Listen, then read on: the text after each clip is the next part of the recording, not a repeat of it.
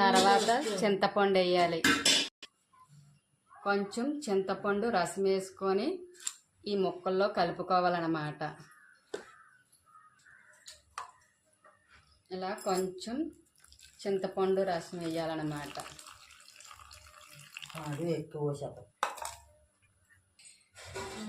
ఇప్పుడు కొంచెం స్వీటు బెల్లం వేసుకోవాలన్నమాట. బెల్లం వేసుకొని ఈ ముక్కల్లో కలుపుకోవాలన్నమాట. ఇలాగా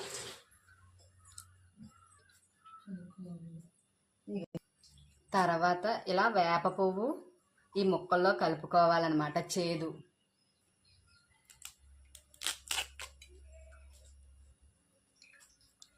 ఇలా కలుపుకోవాలి. ఈ వేప పువ్వు అన్నమాట. చూడండి ఇలా కలుపుకోవాలి.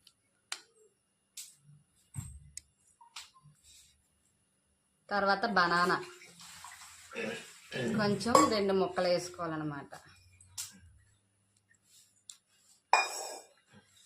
ఉప్పు, కారం, వేపాకు, మామిడి ముక్కలు ఇవన్నీ కలుపుకొని 6 రుచులు కలుపుకొని ఇలా ఉగాది పచ్చడి అయితే తయారు చేసుకున్నాం అన్నమాట.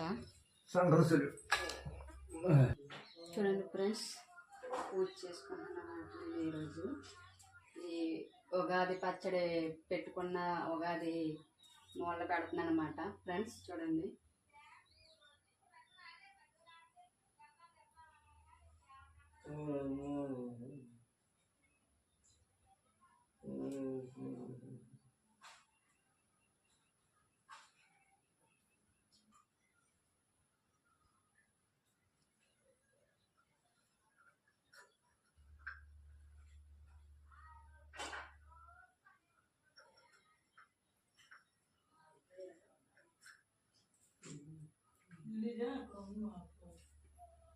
ఉగాది పచ్చడి మూల పెడుతున్నాను చూడండి ఫ్రెండ్స్.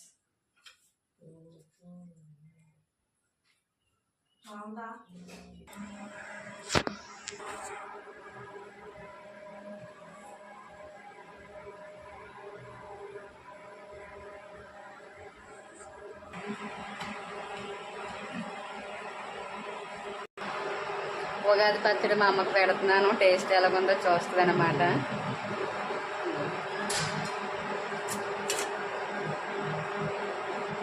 చెప్పు, టేస్ట్ ఎలాగ ఉంది? బాగుందా? చాలా బాగుందంట. నేను కూడా టేస్ట్ చేస్తాను అన్నమాట. ఉగాది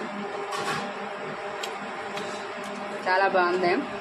అందరికీ ఉగాది శుభాకాంక్షలు ఫ్రెండ్స్. బాయ్. మన వీడియోస్ చూసి లైక్ చేయండి, సబ్స్క్రైబ్ చేయండి మర్చిపోకండి ఫ్రెండ్స్.